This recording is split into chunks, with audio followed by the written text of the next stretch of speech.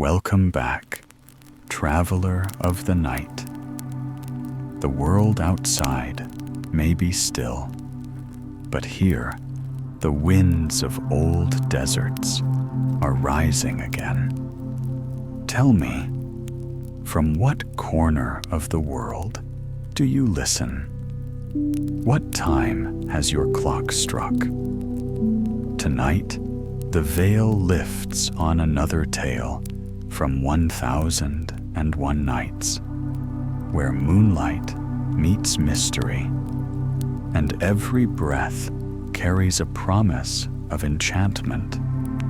Close your eyes. Let the journey begin. The 123rd Night. The monk spoke many more words still, trying with all his might to dissuade me from my decision. When he saw that I remained firm and unshaken, he grew angry and cried, "Then be gone, fool. Go to your death if you will not heed my counsel." Not long after I had left the holy man behind, I heard a herald walking through the streets, calling out with a loud voice, "In the name of the king, let it be known to all. Today, Princess Rezia shall play at the royal court. Whoever is foolish enough to gaze upon her face shall be held accountable for the illness that will befall him thereafter." The closer I drew to the court, the greater the commotion became. I heard anxious fathers calling their sons home, warning them not to give in to curiosity and go near the princess. I could not help but laugh at such excessive fear.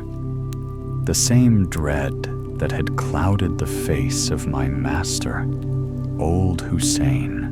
When I reached the grounds, I saw only a few feeble old men standing at a distance, their backs bent, their faces pale.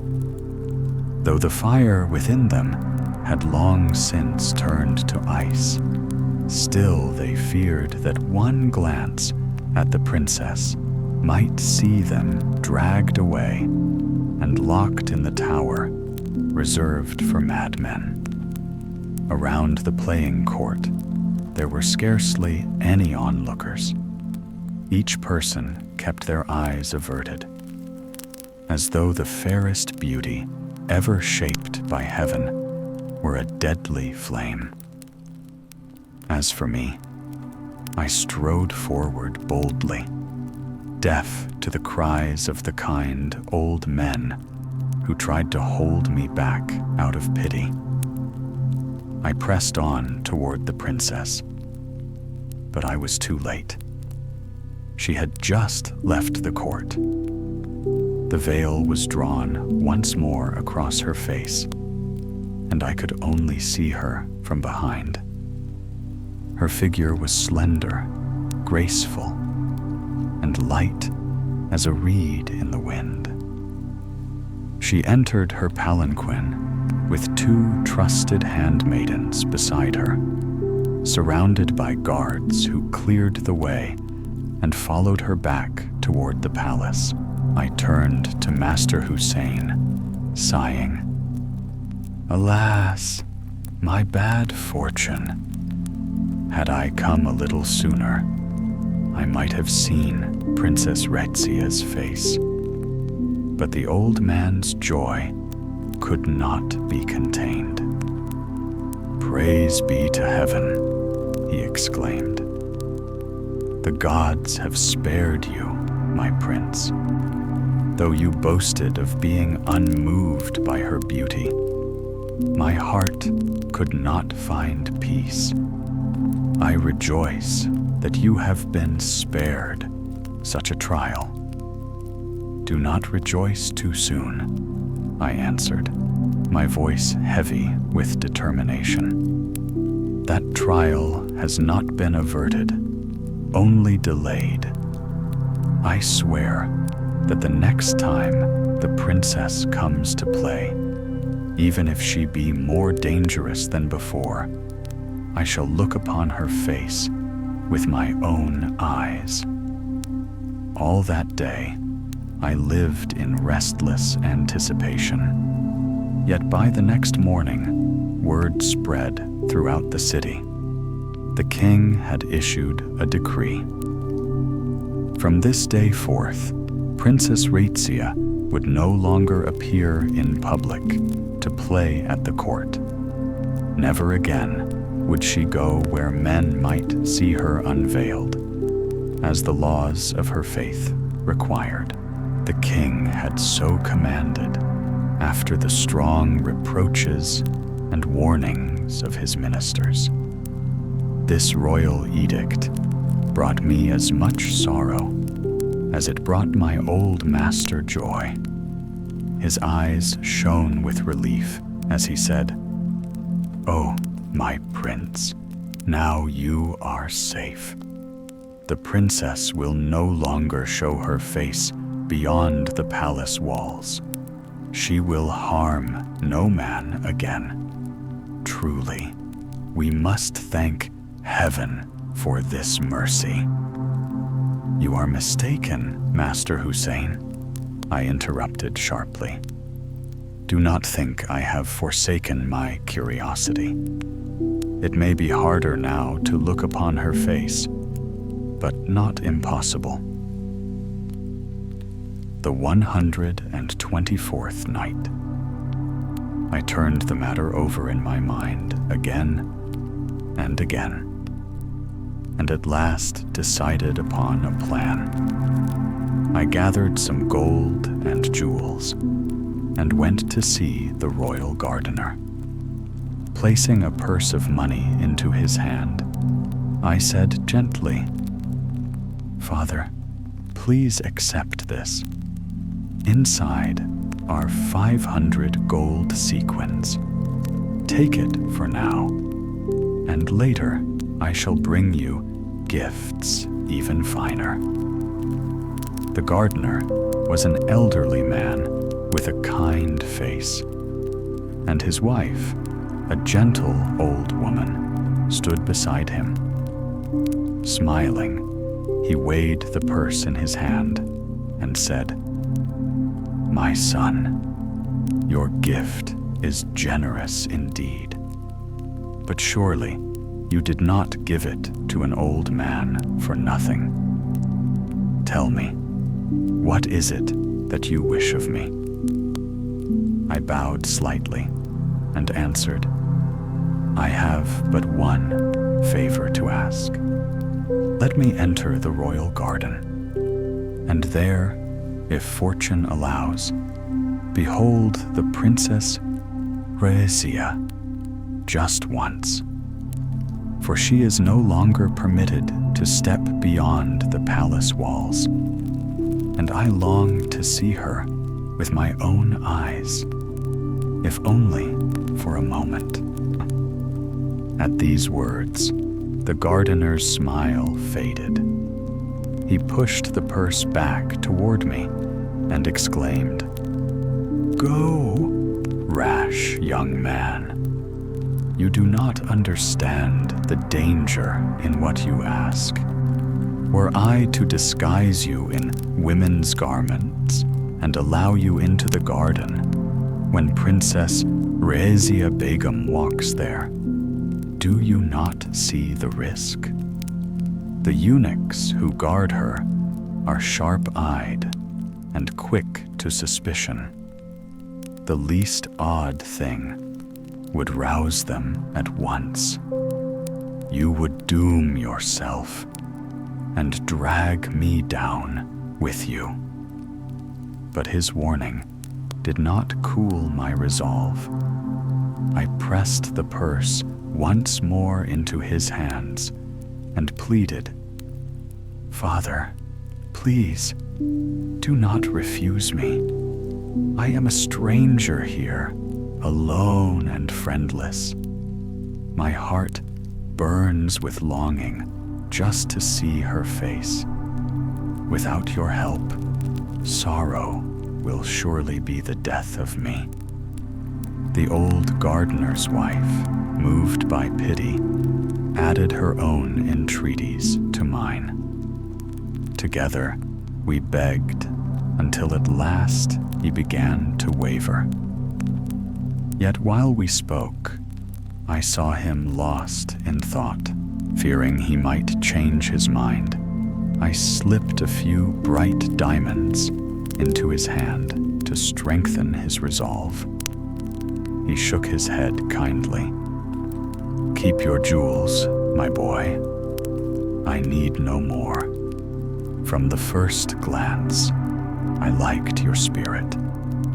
I did not refuse you out of cruelty, but only because I was thinking how best to help you without bringing danger upon us both." Overjoyed, I clasped his hands and implored him to tell me his plan without delay. The old man said, "You must change those fine clothes. Dress simply, as a servant would. I shall make you look exactly like one of my helpers in the garden. Your golden hair may catch the eunuch's eyes and stir suspicion.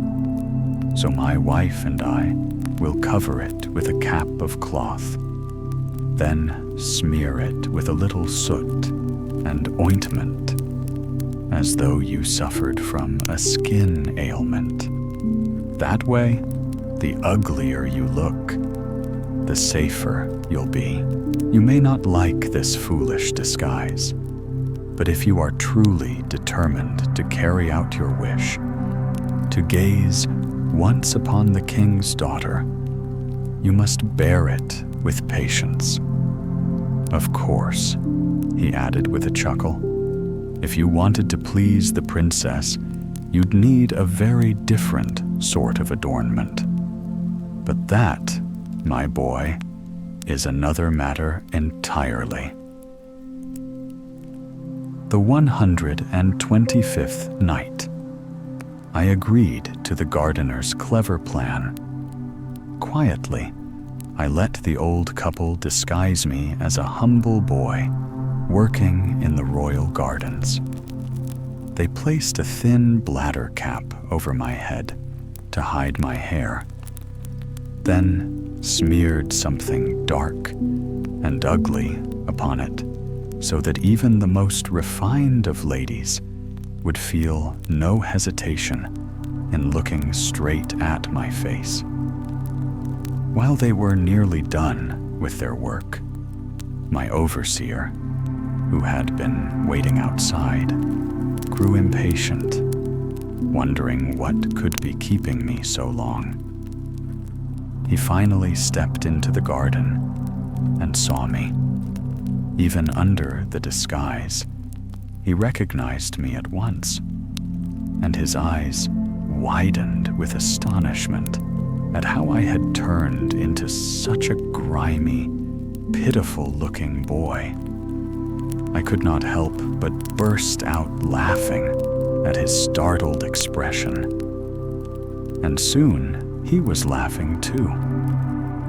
My simple peasant clothes and the round bladder cap made me look exactly like a poor lad afflicted with ringworm. A sight ridiculous enough to send us both into fits of laughter. Yet the old gardener remained solemn, even a little uneasy. He asked whether the man who had just entered was someone I could truly trust to keep his tongue still. To calm his fears, I assured him that he could be trusted completely, and that the man was, in fact, my elder brother. "That will do," said the gardener, nodding with satisfaction. "Now, young man, it is time to take you into the royal gardens. Tell your brother to go home for now. I will send word through him from time to time." My overseer departed, and soon the old gardener led me through the gates into the royal grounds. He placed a small spade in my hands and taught me how to hold and use it properly, showing me the tasks I should begin with. As I worked, a few eunuchs passed by. They glanced at me, and seeing my disfigured head, whispered among themselves, "Ah, that is the sort of servant we need. One who minds his work and does not draw attention." Then they moved on, leaving me quietly pleased that my disguise had raised no suspicion. When the day's labor ended, the kind old gardener noticed my weariness. He told me to put down my tools and led me to a marble basin filled with clear, shimmering water. There, upon the grass, lay a soft rug spread beside platters of roasted meats and a jug brimming with grape wine. A lute rested nearby, its strings gleaming in the fading light. We sat together on the rug and dined contentedly. After eating, we turned to the wine. As the jug grew light, the old man, warmed by drink, became merry. He took up the lute and began to play. I had studied music since childhood and could easily tell that he was no master. Yet the way he played, so absorbed, so joyful, simply for his own pleasure, charmed me deeply. I could not help but praise him. Delighted by my words, he handed me the lute and said, "Come now, my boy, let us see if you can make something of this instrument." I needed no second bidding. Taking the lute, I played several of the most elegant old melodies by the great master Abdin Mumen, and carried away by the rhythm, I sang as I played. The gardener was enchanted. He clapped his hands and praised me with the same warmth I had shown him earlier. And though I knew my skill far outshone his, I was touched by his kindness and his honest delight. The 126th night. I thought then that my only listener, and the only one who cared to praise me, was the old gardener himself. But as fate would have it, the Grand Vizier happened to be strolling through the royal gardens. He heard my song, the soft trembling of my lute beneath the leaves, and quietly drew nearer. He stood there for a while, listening. When I finished, he stepped forward and spoke to me. Startled, I rose at once and took a few steps back. "Boy," said he, "why do you turn away?" "My lord," I replied, bowing low, "I do not dare to stand before one so noble. I am but a humble servant." The vizier smiled. "It matters not, child. Tell me, who are you?" Before I could find an answer, the old gardener spoke up for me. "My lord, this is the lad who helps me with the work here.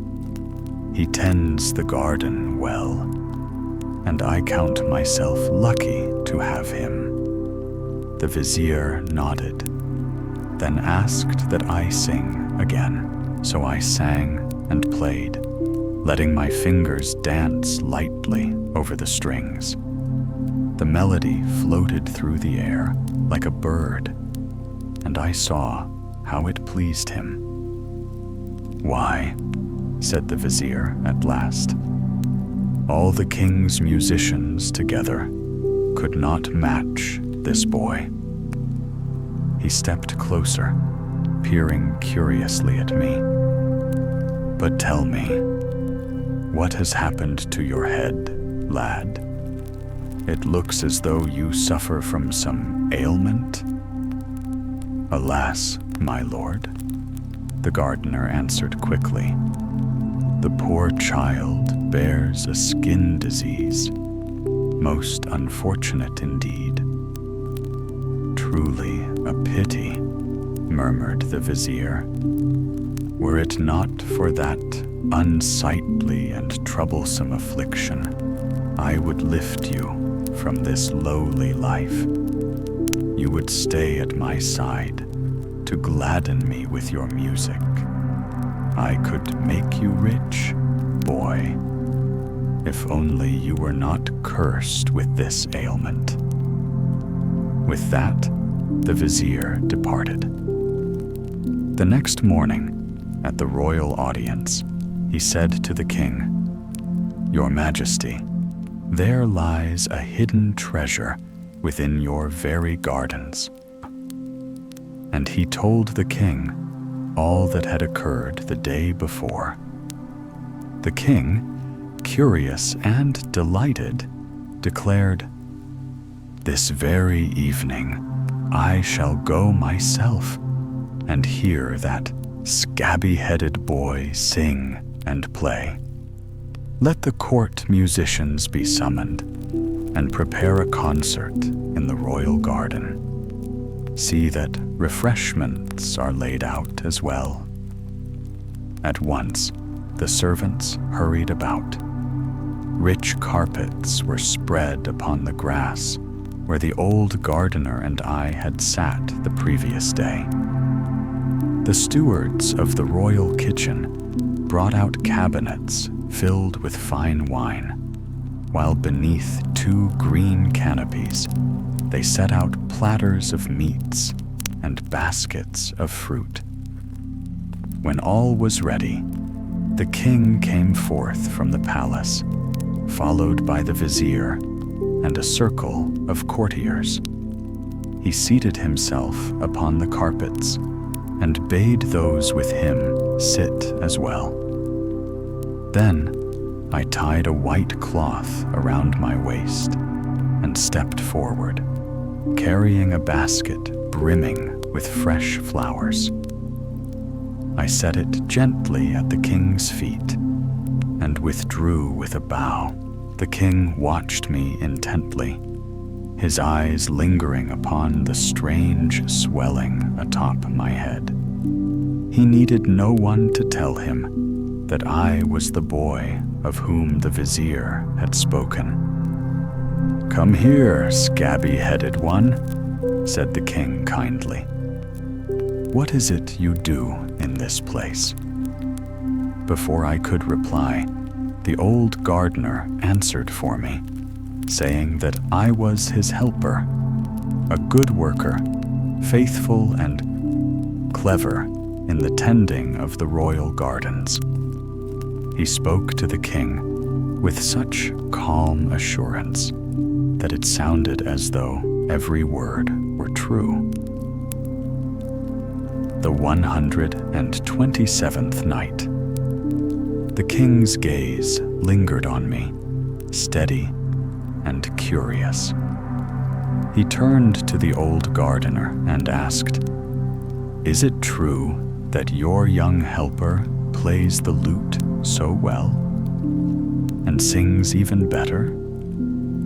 "Yes, Your Majesty," replied the gardener. "His voice is quite moving. When he sings, people forget the man and remember only the song. "I should like to hear it," said the king. "Let us see what skill this young man truly has." Now, among those attending the king that day were several jesters. One of them, thinking the king was mocking me, came forward, took my hand, and tried to draw me into a foolish dance. He must have imagined that my strange appearance would add to the laughter, and that my clumsy steps would amuse the court. But he was wrong. I seized him firmly by the shoulders and gave him a good shake or two until he stumbled backward. The courtiers burst into laughter, not at me, but at the jester himself. Then I began to dance in earnest. To everyone's surprise, my steps were light and graceful. The king and his courtiers clapped their hands in delight, cheering me on. People looked at me with wonder, for my reputation as a pitiful creature had spread through the court. None could understand how one so strange in form could move with such art and joy. Someone placed in my hands a pair of ivory castanets, and I danced while striking them in perfect rhythm, so skillfully and so elegantly that the courtiers whispered among themselves that never had they seen such a dancer in all the kingdom of Kareem. When the dance ended, I took the gardener's lute and began to play and sing. Better, I think, than I had done before the vizier. I noticed how the minister's face grew more and more pleased as he saw the king's eyes light up with genuine delight. Then they brought me other instruments, a harp, a lyre, a 7-stringed lute, and a bamboo flute. I played them one after another, each with care and grace, until the king was wholly enchanted. At last, the king ordered that I be rewarded with 1,000 golden sorkins. A bag heavy with coins was placed before me. I opened it at once and began dividing the gold among the musicians and singers who had performed. A murmur swept through the hall. "What a noble soul," they said. "He gives like a prince himself. Only pity that he is bald." The king, too, was astonished. "Why did you not keep the reward for yourself?" he asked. I bowed and answered, "Your Majesty, it would not be fitting for me to keep what has been honored by your royal hand. I count myself already rich, for I have the privilege of serving in your garden." The king smiled at this and nodded with satisfaction. Applause filled the hall once more. Then food was brought in, and the king dined with his court. Wine was poured, and after the meal came music again. Many fine voices sang that evening. Yet it seemed the king no longer listened closely. Perhaps, after hearing mine, the others sounded plain, like simple echoes fading after a song that still lingered in his heart. The 128th night. When the concert ended, the king and his courtiers departed. The carpets were rolled away, the canopies taken down, and the servants vanished one by one. Soon, only the old gardener and I remained. The old man looked at me kindly and said, "When you offered me that gift, I already thought you were no ordinary man. But what you did today with the king's reward has convinced me beyond doubt. Ordinary men do not act as you do." It seemed he hoped I would reveal who I truly was, but I felt it was not yet the right moment to speak of myself. I only said that I came from a comfortable household, then gently turned the conversation elsewhere. I told him I longed to see the Princess of Karim with my own eyes. "How strange," the gardener exclaimed. "I am surprised you have not seen her yet. Every day she walks here in this very garden with her maidens. But, alas," he sighed, "you will see her soon. And when that happens, I shall regret ever granting you that wish." The old man's warning did not frighten me. Rather, it stirred my curiosity even more. On the third day, after working for some time, I sat down to rest beneath a rose tree.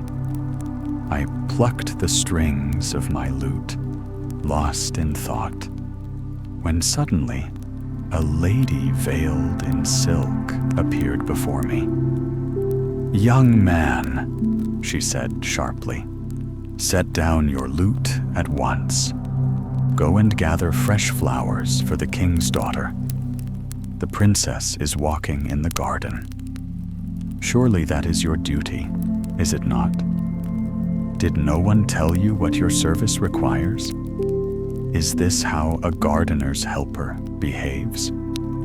I bowed low and kissed the ground before her, explaining that I had not known the princess was in the garden, and that even if I had, I would not dare present myself before her in my present state. The lady laughed aloud. "So, you fear to show your face because of a little blemish? You need not be ashamed. I have kept you here for a reason, and soon I shall bring you before her myself. The princess and her attendants all know about your shorn head. None will be shocked. On the contrary, they will find it amusing. Many have praised your talent already. So go, gather fresh blossoms. I am the governess of Princess Razia, and I promise you she will receive you kindly. Nothing could please me more." I ran to the gardener's cottage, fetched a basket, and quickly filled it with the loveliest flowers I could find. The governess then led me to a pavilion crowned with a high dome in the heart of the garden. As before, I wrapped a white cloth around my lower body and, holding the basket of flowers in both hands, stepped inside. The princess sat upon a golden throne in a splendid chamber, surrounded by 20 or 30 maidens, each as lovely as the next. It seemed as though every beauty in the land had been chosen to adorn her court.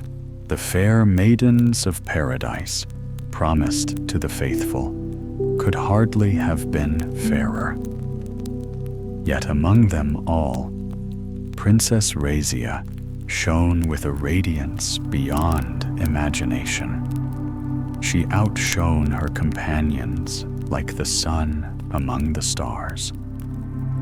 I stood rooted to the spot, motionless as a statue, my eyes fixed upon her face, my mouth half open in wonder. The 129th night. The confusion and astonishment on my face needed no explanation. Everyone instantly understood the cause and burst into laughter. The maids of the court laughed until tears filled their eyes, convinced that the princess's beauty had stolen my very soul. And truthfully, they weren't entirely wrong. I was no longer master of myself, dazed, bewildered, like a man whose senses had fled. To any onlooker, I must have seemed half mad. And indeed, in that moment, I was little more than a fool, struck dumb by wonder. The matron who had guided me in spoke sharply. "Go on now. Why do you stand there like a statue? Offer the flowers to the princess." Her voice pulled me back to myself. I stepped forward toward the throne, set the basket of blossoms upon the first marble step, and prostrated myself, my forehead pressed to the ground. Only when I heard the princess speak did I dare to lift my head. "Rise, young man," she said gently. "Let us see your face." I obeyed. At once, all the women present beheld my shaven, pitiful head, or rather, the glistening bubble that covered it like a mockery of hair. Though they had been warned, their laughter rang out all the same, echoing through the hall until my small flicker of courage, kindled by the matron's command, was snuffed out completely. They laughed without end. When at last their mirth subsided, the princess ordered a lute to be brought to me and said, "Yesterday, you amused my father greatly. Yet I still can hardly believe you can play and sing as beautifully as he claims. Show us, if you will." I tuned the strings and began to sing an ancient Persian air, accompanying myself upon the lute. "Ah, it is done. Your death is now certain. You shall perish after gazing upon the face of an angel. You shall die of longing if she turns away, and die of joy if ever she should smile upon you." The meaning was plain enough. Another burst of laughter might well have followed, but this time none came. Instead, there was applause. The princess herself clapped first, and so the others followed, though I could not tell for whose sake they truly applauded, hers or mine. A maid took away the lute and handed me a small drum, then a flute, a harp, and finally, a 7-stringed lyre. I played them all, and each time the hall filled again with cheers and clapping. At last, the princess said, "We are not done yet, my friend. I hear you dance most gracefully. Let us see if that is true." They brought me a pair of clappers, and I began the same dance I had performed the evening before, not without spirit, though perhaps less perfection. The ladies of the court cried out in admiration. "What charm the fellow has," said one. "Such a smooth voice," said another. "If only he were not afflicted with that dreadful baldness, he might be a fine minstrel indeed." While they chattered and praised, Princess Rezia sat silent, her eyes fixed upon me. Then, breaking the hush, she descended from her throne and turned away toward her private chambers, saying softly, "A pity, a great pity that he is bald." And as always, the maids followed her lead. One by one, they trailed after her, repeating in chorus, their voices filling the great room. A pity, yes, such a pity that he is bald. The 130th night. I did not linger long in the splendid chamber once everyone had gone. I returned to the little cottage of the old gardener, where my master, the assistant priest, had just arrived to ask how I fared.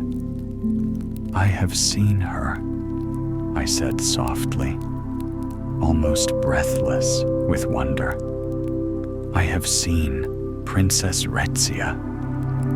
At that, both my master and the old gardener turned pale, their eyes fixed upon my face, as though they feared to behold something dreadful there. Seeing their unease, I spoke quickly. "Why do you look at me so strangely? Do not be afraid. I have not lost my wits. Yet if every man who ever loved the princess were locked away in the high tower for his folly, then surely I too would deserve a place among them." Then I told them all that had happened in the princess's drawing room. Every word, every glance. I added that I wished to remain longer in the royal gardens, disguised as a humble boy, so that I might somehow bring joy to Princess Rezia. Both the assistant priest and the old gardener pleaded with me to abandon this foolish plan. But I forbade my master to speak further, and once again used gifts to win the gardener's favor, persuading him to let me keep my post as the little servant lad with the spade.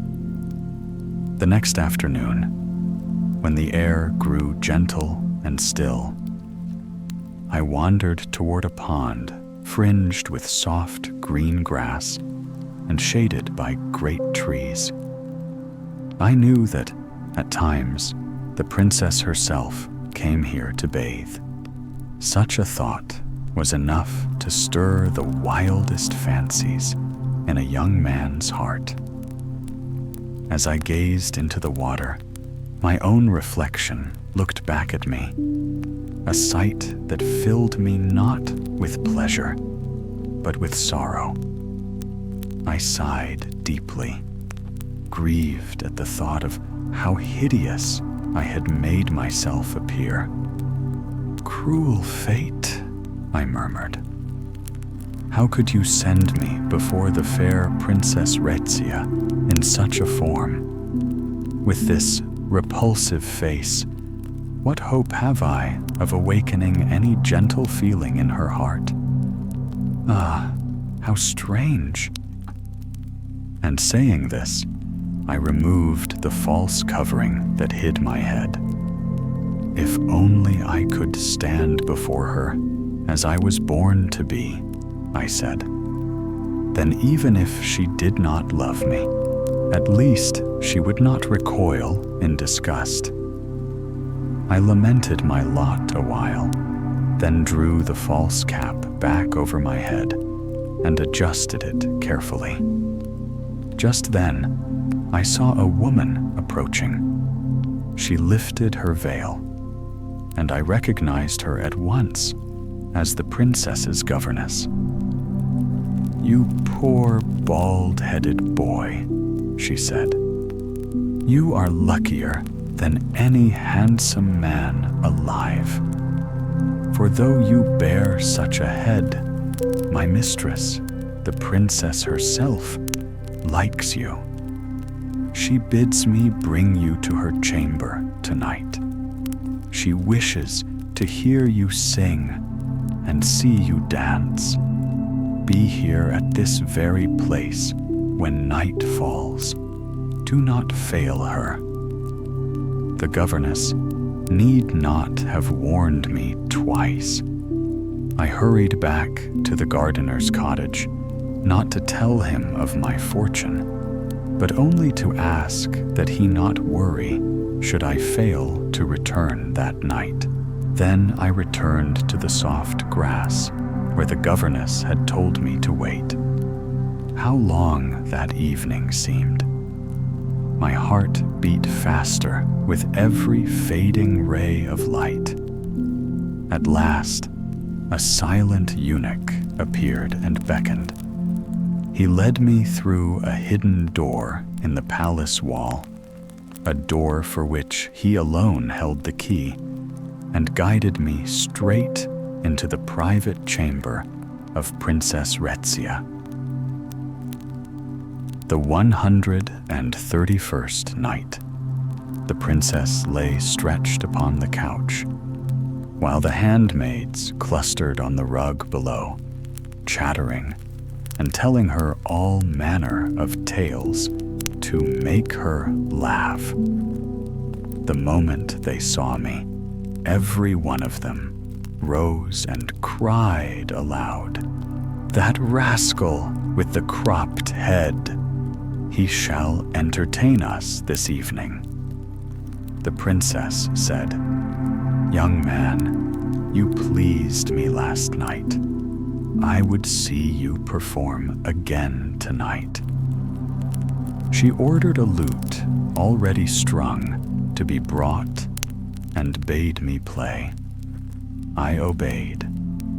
As I plucked the strings, I sang improvised songs conjured by love at the sight of the princess. One by one, they brought out instruments, just as on the night before, and I performed. The people clapped and praised me. Then came the dances. I wished to show that dance was the art I excelled in most. I leapt in many fashions, performed strong, bold movements, at times twisting and turning so fiercely that the little cap on my head, one I had not tied tightly enough before, came undone and fell to the floor. At that sight, the maidens gave a loud cry, and the princess looked very angry. She said to me, "Bold fellow, I took you for a man without wicked intent. Though you have brought us joy, do not hope thereby that I will pardon your brazen crime." With those words, she called the eunuchs. They came in numbers, rushed upon me, led me from the princess's chamber, and shut me in a small room. Then the next morning, took me to lay out the whole matter before the emperor. When the emperor saw me, he shouted, "Wretch! How dare you disguise yourself as the gardener's boy? What is your design? Do you intend to bring scandal into my harem?" Thank heaven, your treachery has been discovered. You shall be punished. I will teach you shame. You shall be dragged through the city. Before you shall go a town crier with a horn, proclaiming your crimes. And then you shall be torn limb from limb. I need not ask who you are. It will avail you nothing what lineage you sprang from. Even if you were born of a king, you shall die for daring to deceive me. That is not all, the king continued. I will mete out punishment to another. The old gardener must share this fate with him. Surely he is complicit.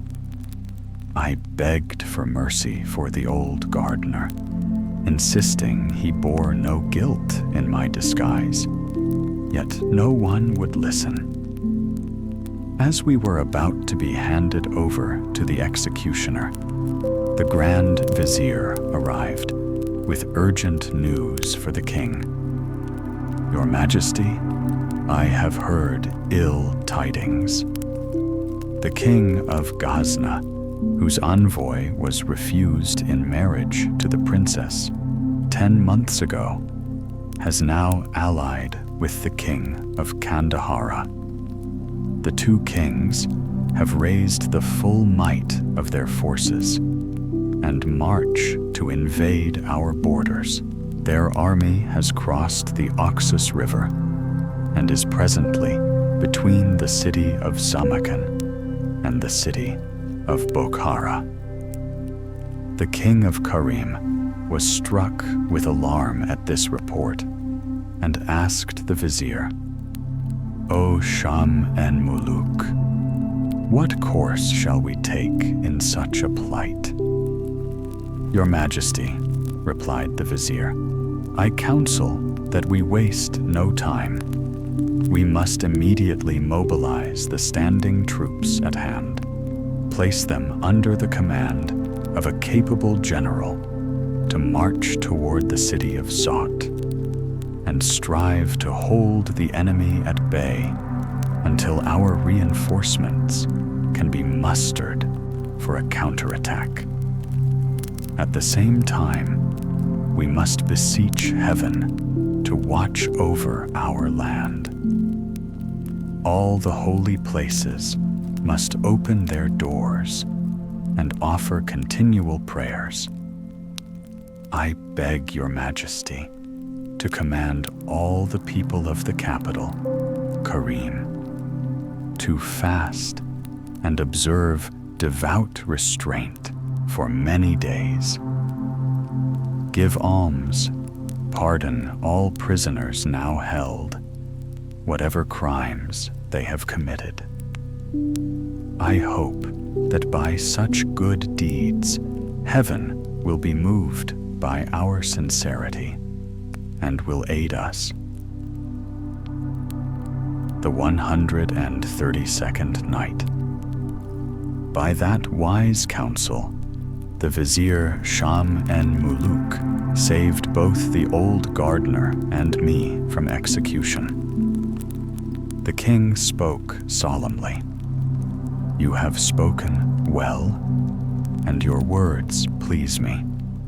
Go then, and command our armies. I grant you full authority over the host. I shall order a general mobilization, and soon you shall have all the reinforcements you need to drive back the enemy. Meanwhile, let every faithful soul gather in the mosques and pray for deliverance. Let the poor be fed and comforted.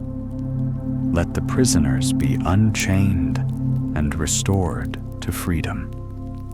And as for the two men I had condemned to death, I pardon them both. Their lives are spared. Thus, by the mercy of heaven, I escaped a shameful death. When I left the palace, I returned to the inn where my master was waiting in despair.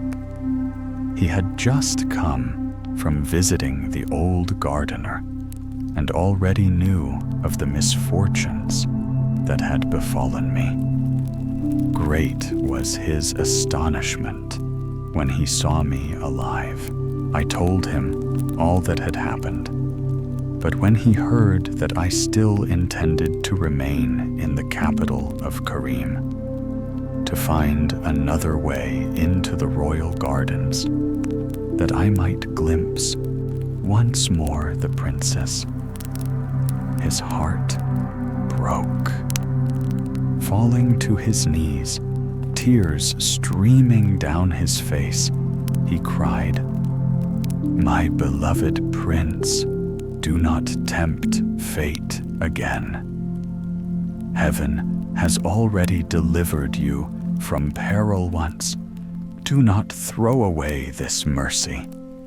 If your father, the great king, should learn of what has befallen you, what sorrow would weigh upon his heart.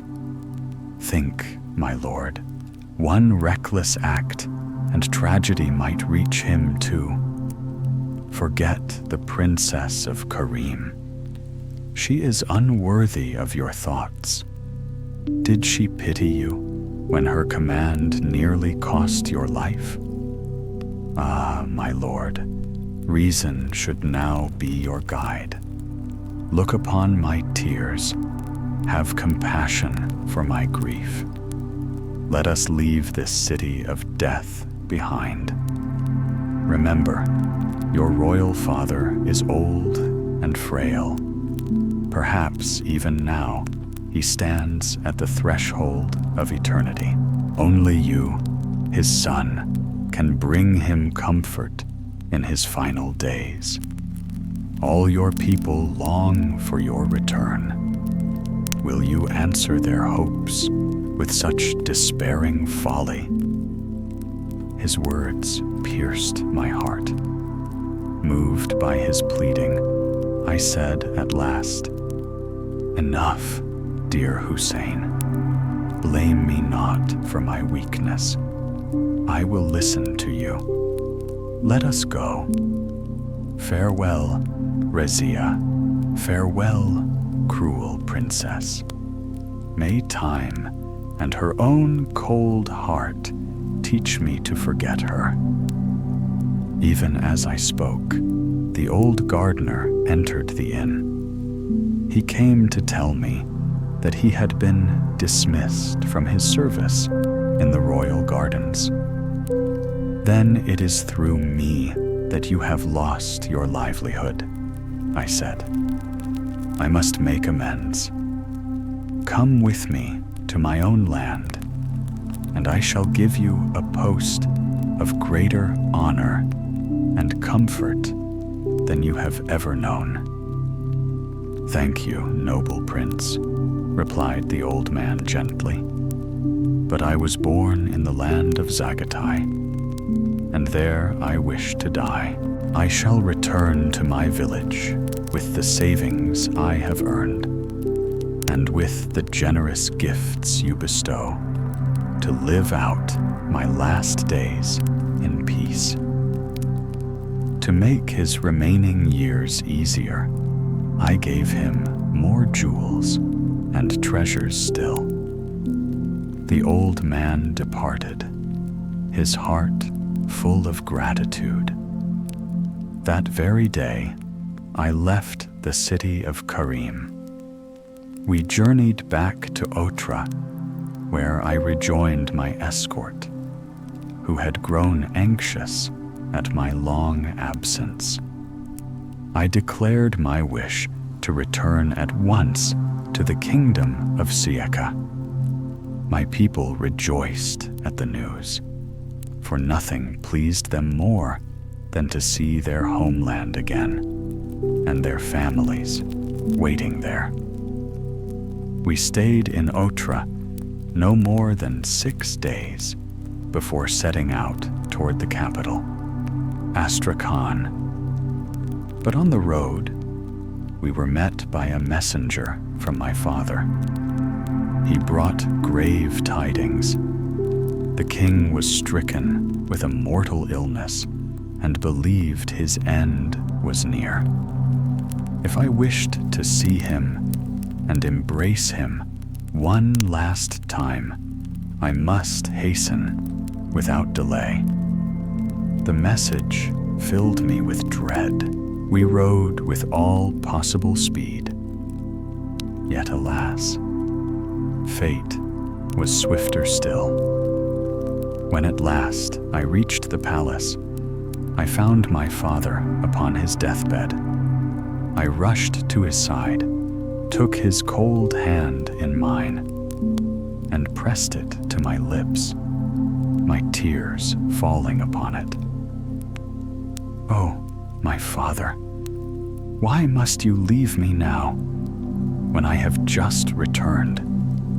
Why could I not die before you, rather than behold this sorrow? At the sound of my voice, he stirred. His dim eyes opened and recognized me.